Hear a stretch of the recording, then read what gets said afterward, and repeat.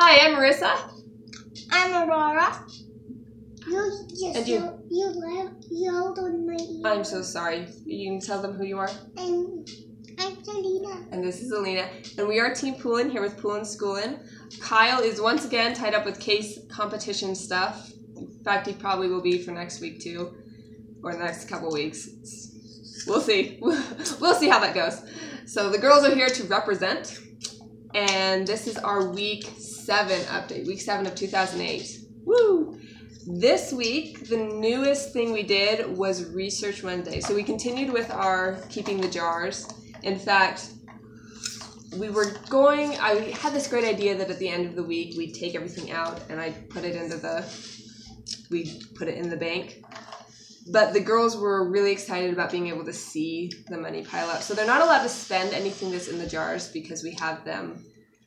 Their budgeting jars is how we teach budgeting. So they earn their money and then they have to separate it out into accounts. So, hey, nobody wants to see your food.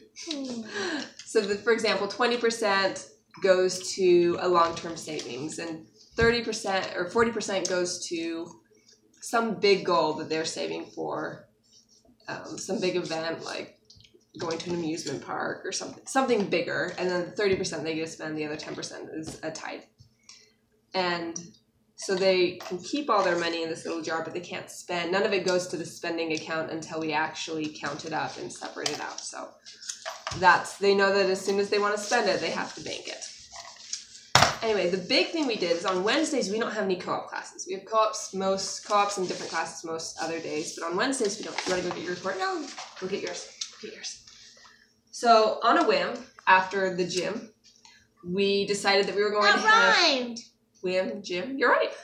That we decided we were going to head to the library, and I went over to the little reader sections. They have little readers by National Geographic, some Time magazine, place like that are more educational, but simple enough that the girls could read them. Well, Aurora could read them herself and kind of do a report on it. And yesterday we painted our nails. Yeah, but we're talking about Wednesday right now. So what I did is I had them go and pick out their topics and pick out a couple books, and then we came home and I said, here's the deal. You have to write me a report by the end of the day, and I want a full little diagram report. And for example, for Aurora's report, I said, I'd give you $1. If it's not done by the end of the day, then you get a 20% decrease. You still have to do it, still do, but you only get paid 80 cents if you get it on Friday. And so that was a huge encouragement. ZZ didn't do she didn't have to write sentences, she just had to write words, so she only got 25 cents for hers. But this is what they came up with, and I was very proud. So this is our report on wolf snails, which was very interesting. And the snake is from Titan Boa. And the snake was from our Titan Boa exhibit that we went to. Yeah, and snakes are... Well, I was doing my gymnastics. Okay. So we just sat down and I had them... I did the reading with Zizi. Aurora did all of her own reading.